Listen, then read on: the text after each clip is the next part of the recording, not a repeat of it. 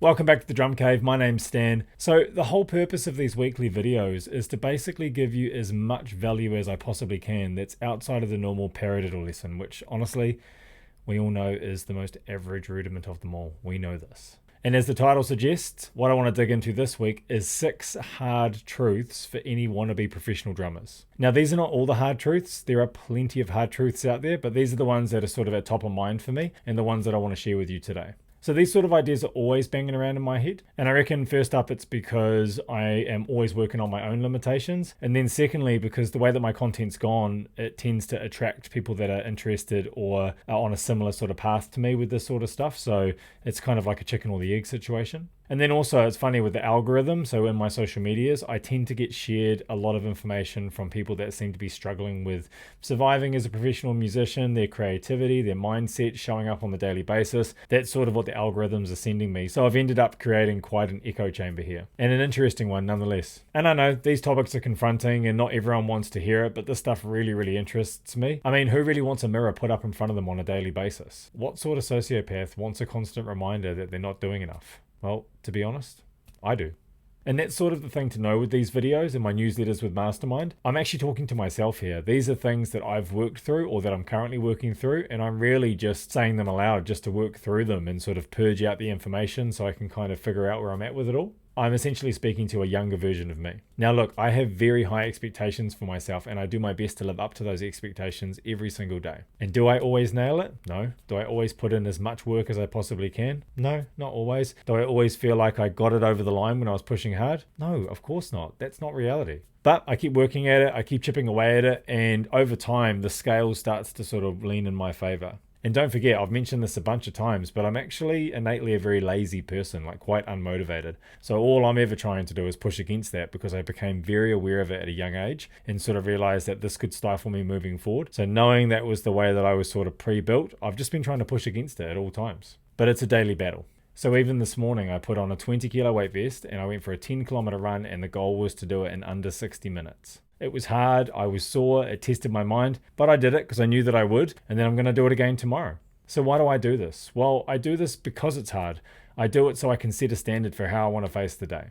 I believe in doing something hard every day, and generally speaking at the front of the day, because everything after that gets so much easier. And it felt amazing. My mind went into overdrive, so much so that I was gifted 4 new ideas for future newsletters, which to me is a great example of you really get out what you put in. And this often happens when I exercise. I often get the gift of ideas. I think it's when you get the blood moving through the system and oxygen moving around and then the dopamine and the adrenaline. It's quite a winning combo. And then all these sort of ideas just sort of start to hit me, and then I can pick and choose what's good and what's not. I'll often come back from a run with 10 different ideas and maybe only 3 or 4 of them are good, but I got those ideas from doing the exercise. And I'll round this intro off with saying that I'm only ever trying to live at a 90-10 split. So what I mean is 90% dialed in and then just 10% of whatever. And the reason why I choose 90-10 is because I think 80-20 is a little bit cliche. Not 80-20 drummer, Nate's awesome. I'm talking about the 80-20 idea of progress. So I try to work at 90-10 because most people push at an 80-20 split. So if I bump it up a little bit more, there's still a little bit of room to move with that 10%, but I am pushing a little bit harder than most, and that's what the goal is here. So with all that said, let's now kick into my 6 hard truths for all wannabe professional drummers. Let's do it.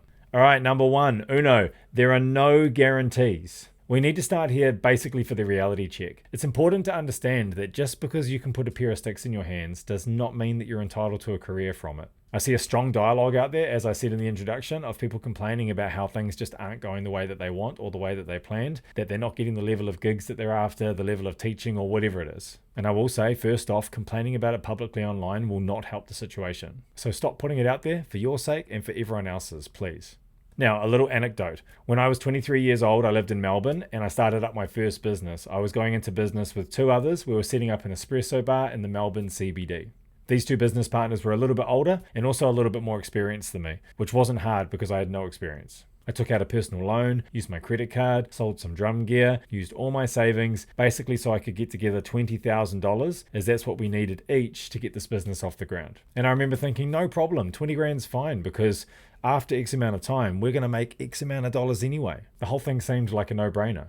Then, a couple of days before we opened, one of my business partners came up to me. He basically pulled me aside and he said, hey, FYI man, there's no guarantees with this. You have to go into this knowing full well and understanding that it just may not work out. Yes, you can make coffee. Yes, I can make coffee. Yes, we have all the gear. Yes, we're in a great location, but it doesn't guarantee anything. You have to go into this being realistic. And I was like, wow, talk about a punch in the stomach. But he was right. There are no guarantees with any of this, and that's just how it is. So it's really important to focus on and enjoy the process, because sometimes when you're moving towards a goal or the destination, it's actually not the destination. What it really is a stepping stone to your true destination, but you don't realize it until you've got there. So even with the process of working towards something, failure is not actually a bad thing, because what it really is part of the process. So just suck it up and deal with it. There are no guarantees here, but with that in mind, you can mitigate this, okay? And the way to mitigate it is by listening to number 2. Let's talk about number 2.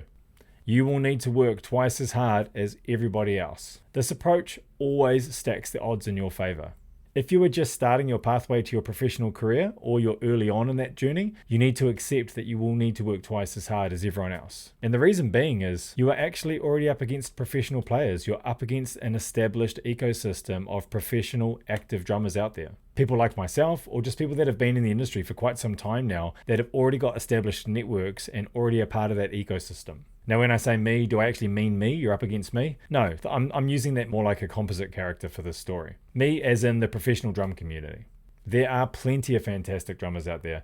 You don't actually have to look that hard to find them. People that already have a really solid reputation and have a ton of experience behind them. That is who you're up against. So for every studio session you want, or live gig opportunity, or a student you're trying to get, just remember, they're already potentially existing jobs for other experienced drummers that are already doing it too. If not literally, then definitely in theory. This is because you're entering an already established ecosystem of great players and networks that has a flow-on effect when opportunities pop up. And it is hard to break through that. It's going to be tough. So use that as your hunger. In order to do so, you're going to need to work twice as hard as everybody else. Number 3, you are going to need to become a world-class content creator, self-promoter, and marketer. Now, I'll try and keep this one brief and make my point super quick, I promise. Generally speaking, I find that this is one of the harder pills for people to swallow, but it doesn't change the reality of the situation. So let's just start here. Just because you may not like doing social media, being on social media, or creating content to promote yourself on social media, does not change the fact that you will need to be good at it and doing it actively to have a proper professional career as a drummer in 2024 and going forward. And burying your head in the sand will not make it go away. Here's the scenario. We have 2 drummers. Drummer A and drummer B. Both fantastic drummers, both great people to be around, and both professional on all levels. So, drummer A is very active online. Drummer A tags the artists they work with, tags the companies that they're fortunate enough to use. Drummer A has a really good social media presence, so because of that, they have a super engaged audience also. Whereas drummer B has no online presence, and if you went onto their social media, they've done 4 posts, and the last one was back in 2019. Aside from built-in nepotism, already established relationships, or mates just helping mates out, if a pro-level opportunity pops up, drummer A will always get the gig because they bring more value. There are so many more reasons to use them, not just because they promote themselves, but because they promote the people they work with too. It's that value exchange. And that's the thing to keep in mind with this. It's not just a job, it's a value exchange in all respects. So we happen to be alive during a very important time in technology, the way that we distribute music, and then the way that we promote ourselves around the distribution of that music. So we either accept it, learn it, and adapt, or we get left behind. And don't forget, you're up against those that have already adapted, and they're doing a really good job of it too. Now, number 4, this journey is long-term, slow burn. You're playing the long game here, so accept that it's going to take time. For you to be considered for any pro-level work, your playing is going to need to be of a certain standard. We can all agree on that. And to get to that standard, it's going to take some time. And you cannot speed this process up, nor can you fake it. And as a side note, talking about faking it, I see a lot of people freaking out online about drummers editing their content or faking it. It actually comes up quite often. In fact, there are 2 very big creators that dropped videos in the last 2 weeks that are talking about that specific thing, about faking it online. I'll link them down below. And look, they're entertaining, they're fun to watch, but really, who cares? Because I truly believe when it comes to those sort of things, like faking it, specifically editing your drumming, it'll all come out in the wash anyway. I know of 2 instances of drummers that were hired for gigs through their social media, and when push came to shove, when they went to rehearsals to get ready for that said gig or tour, it all came out. They were exposed. They couldn't play as well, dynamically as consistent as what they said, they weren't as tight, and they got fired from the tours. But I digress. Long-term slow burn. So as a society, I reckon we've lost our edge to sustain our power for the rep work. So staying in and doing something for a focused long period of time. Our attention is taken away more than it ever has been. And I'd say this is for two reasons. One, distraction is at an all-time high. We know this. And number two, having this much access to people and seeing their wins and their successes, in some cases actually stifles people. I've seen it. Not me personally, but certainly for others. And to expand on that, I shared a post the other day covering a thought that I've been thinking about for some time now, and it's the idea that comparison is actually a gift. It's not the thief of joy. It's a brash statement, I know, but it rings true. I've never felt stifled or disheartened by witnessing someone's ability. If anything, it's lifted me up because I can see what's possible now. I mean, we're talking about getting to the level of a world-class professional. You need to compare yourself to the best, and if you're not, then you're shortchanging yourself. And the only way to do that is to spend a lot of time, more time than what most are willing to do, working on the things that are really arduous, slow and hard and difficult. Double strokes, facility, dynamics, all the things that take a lot of time, and then you'll get there. I mean, we're talking about getting to the level of a world-class professional here. At all times, there are going to be people that are ahead of you in the journey, and then there are going to be people that are behind you in the journey. And that's fine. Just enjoy the process, do the work, show up more than most, and you'll get the results. But it takes time, it's slow burn, long term. Number 5, stop consuming, start doing. Now, if you are watching drum content more than actually practicing and playing, you are not going to be professional. I am sorry, but you are not. Don't fall for that trap for thinking that just because you're consuming an informative piece of content, whether it's a drum lesson or a drum video or whatever, that you're actually doing the work. It is not the same. Nothing you watch, the time that you're watching it, will ever override that same amount of time of physically sitting there at your pad or on your kit and putting in the reps. Now, if you're sitting at your pads and you're doing the work while you're watching, great. I actually recommend that because it's a great way to kill time too. When you're actually working on those repetitive things, watching things while you do it. Great idea. But don't think that watching is doing, and try not to fall for the trap of entertainment versus actually progress. Things like reaction videos and shit like that. Pros get there by committing to the process and making hard but necessary decisions along the way. Sacrifices. They override the desire to veg out and mindlessly scroll, and they put in the work. They make sure that they're always squeezing the most out of every single day in some shape or form. So I personally believe that being a high-level professional musician means that you live your life by a certain standard. Making positive decisions like exercising regularly, working on your health and nutrition, your well-being, your mindset, your relationships, getting smart with your business practices. Just be wise with your time and intentional with your choices, as everything you do impacts everything that you do.